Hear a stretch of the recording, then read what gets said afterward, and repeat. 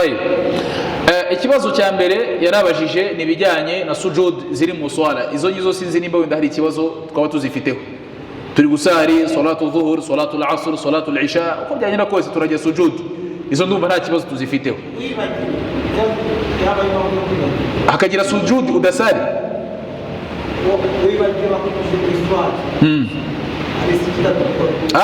Sujudu sahw.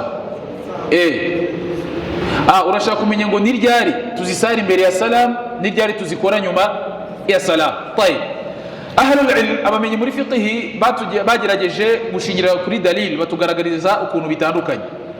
Mu swala hashobora kubamo ikintu cyitwa kugabanya cyangwa se kongera. Hashobora kubamo ikintu cyitwa kugabanya cyangwa se kongera. Iyo twavuze kugabanya, ni bimwe mu bikorwa biri mu swala uba wisanze ugabanyije, ariko nabwo bigomba kuba atari inkingi. Imma ni icyitwa ibyangombwa by'iswala. Ibyangombwa by'iswala ibyinshi biza biri mu mvugo, subhana rabbiyal a'la, subhana rabbiyal azim, rabbana walakal hamd, muri ubwo buryo.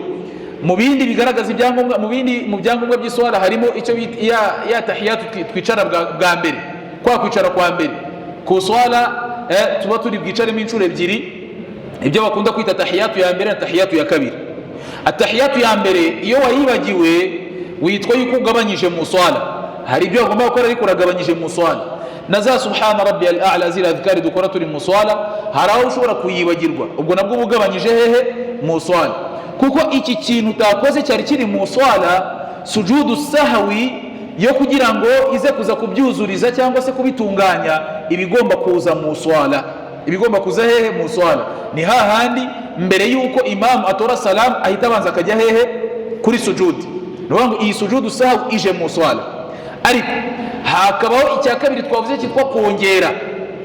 Ni cyaje twa turimo turasari, tugiye kubona tubonye imam tujyanye ruku inshuro nk'ebyiri. Sami Allahu liman hamida, imam ashobora kwibagirwa, tukisanga yongeye kubyana ruku, Allahu akbar, isajya ruku. Hano ayongeyemo ruku itari iri hehe? Mu swala, ntabwo yari ihari. Cyangwa se kuba tumaze gusarira raka ya kane kuri salatu dhuhur, imam aribagiwe ahise ahaguruka kuri raka ya kangahe? Ya gatanu. Hano agiye kongeramo ikintu kitari kiri hehe? Mu swala.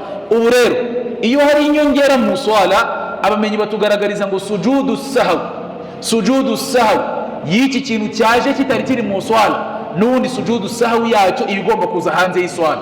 Ni ryari? Ni igihe imam ahita atora salam, yamara gutora salam, hano iswala ibikoze iki? Ibirangiye. Kubera ko hari ikintu twazanye kitari kiri mu swala, ubwo ya sujudu sahw uyu ni umwanya wayo. Twabanje kuva mu swala, turagaruka dukore sujudu sahw, tubone twatora salam.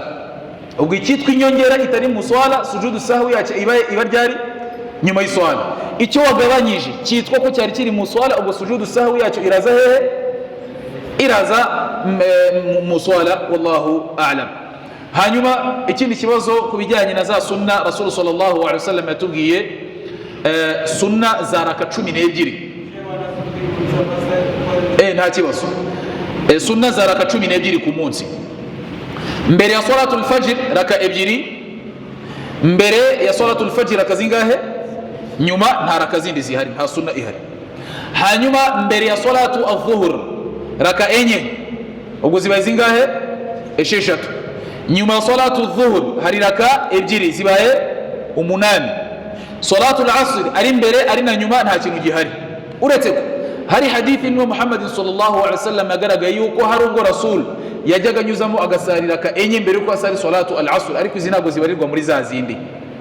Ubwo kuri salatu al-asr tubonye ko ari nta gihari, twa tugeze ku mubare kangahe? 8. Hanyuma nyuma ya salatu al-maghrib hari 2, hari 2 mbere nta gihari, ubwo zibaye 10. Mbere ya salatu al-isha nta gihari, ubwo gihari nyuma ya salatu al-isha, ubwo zibaye 10. Zibaye 12 afwan. Izi Rasul sallallahu alaihi wasallam agaragaje yuko ngo uzazihozaho akazisari, Allah azamubakira mu juru inzu. Allah azakubakira inzu hehe? Mu ijuru. Iyi ni dalili kugaragariza yuko uzisari ni nkaho bamubwiye ngo uzajya hehe? Mu ijuru. Kuko iriya nzu Allah azakubakira mu ijuru ntabwo ari yawe uzakodesha, ntabwo ari yo gukodesha, ntabwo ari yo gushyiramo abantu bajye kwikoramo business. Ni yawe Allah azakubakira, bimaana azakubakira mu ijuru anagutuze muri ya nzu. Biri kumvikana? Rero hari ubwo tumara gusari hakaba hari darsa ibigiye kuba. Iyi darsa ni byiza yuko uwaza kuyicaramo yajya abanza gusara izaraka ebyiri, yajya abanza gusara izaraka ebyiri, kubera ko iyi darsa ntabwo ibije gusimbura ziriya raka ebyiri. Iyi darsa ibije kugira ngo dukomeze kwigira hamwe ndetse no gusobanukirwa mu dini ya Allah subhanahu wa ta'ala mastata'na, ibyo tubashije, ariko ntabwo iyi darsa ibije gukuraho ziriya raka ebyiri. Ziriya raka ebyiri Rasul iyo atazisaraga nuko habaga hari impamvu nk'impamvu y'urugendo. Wallahu a'lam.